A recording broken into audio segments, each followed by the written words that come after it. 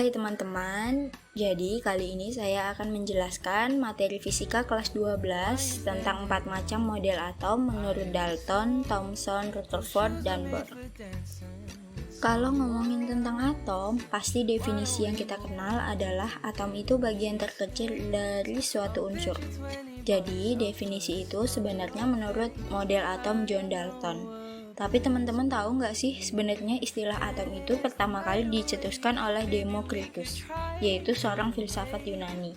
Atom terdiri dari kata A yang berarti tidak dan tomos yang berarti terbagi. Nah, karena teori atom muncul pertama kali murni dari hasil pemikiran, bukan dari eksperimen, jauh beberapa tahun kemudian muncul perdebatan antar ilmuwan. Jadi, dari hal inilah kita bisa ngelihat model atom yang berubah-ubah karena terus diperbarui dari waktu ke waktu.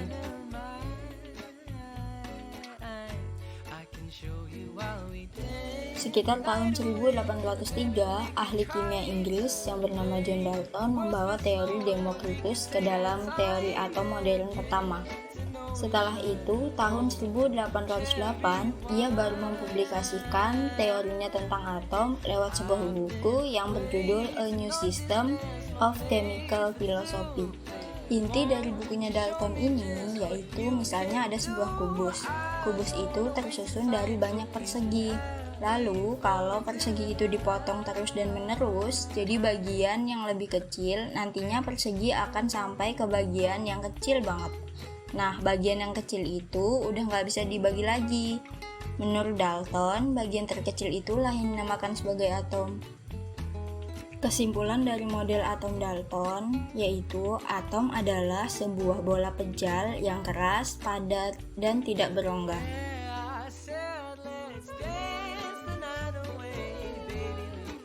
Fisikawan Inggris bernama Joseph John Thomson atau akrab dipanggil J.J. Thomson punya teori yang berbeda nih dari ilmuwan sebelumnya.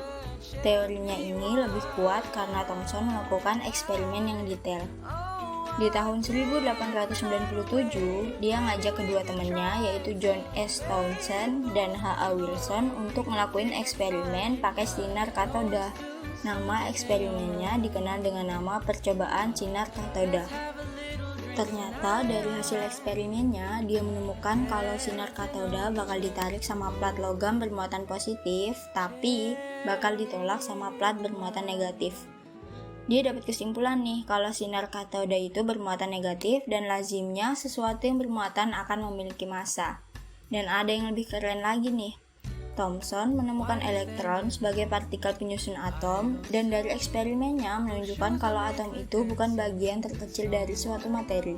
Penemuan elektron sebagai partikel penyusun atom membuat Thomson harus mikirin bentuk atomnya. Cukup disayangkan sih karena dia belum tahu bentuk dari muatan positifnya. Alhasil, bentuk atom menurut Thomson adalah muatan negatif yang berbentuk partikel-partikel, sedangkan muatan positifnya menyebar gitu aja. Kesimpulan dari model atom Thomson yaitu atom adalah sebuah bola bermuatan positif yang di permukaannya terdapat partikel-partikel elektron yang tersebar secara merata.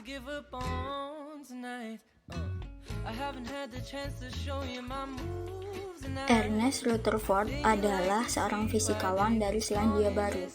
Rutherford ini melakukan eksperimen yang dikenal dengan istilah hamburan sinar alfa. Jadi di eksperimennya ini, ia menyelidiki struktur atom yang melibatkan penembakan partikel alfa bermuatan positif pada lempengan atau plat emas tipis.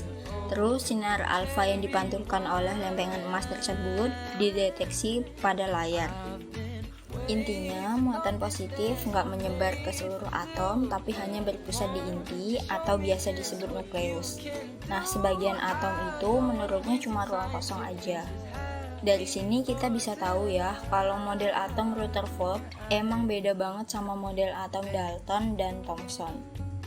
Kesimpulan dari model atom Rutherford yaitu atom terdiri dari inti atom di bagian pusat, di mana elektron mengelilingi inti atom dengan lintasan tertentu.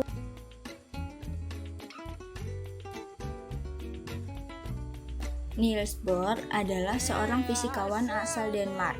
Bohr menguji model atom Rutherford dengan sebuah eksperimen yang dikenal dengan nama percobaan tabung sinar hidrogen. Ia juga menggunakan prisma dalam eksperimennya dengan tujuan supaya menguraikan spektrum cahaya yang melewatinya. Hasil dari percobaan ini menghasilkan spektrum cahaya yang berbeda. Dari eksperimennya juga diketahui bahwa elektron menempati orbit atau kulit yang stabil. Jadi, tingkat energi setiap kulit orbital adalah tetap. Nah, kesimpulan dari model atom Bohr yaitu elektron yang mengelilingi inti memiliki tingkat energi tertentu, sehingga menghasilkan spektrum warna yang berbeda. Wah, nggak kerasa nih kita udah kenalan sama 4 ilmuwan yang melakukan pengamatan sama atom. Semua ilmuwan saling menyempurnakan untuk menghasilkan definisi atom yang konkret. Tapi ini masih awal banget ya teman-teman. Jadi sekian penjelasan dari saya, sekian dan terima kasih.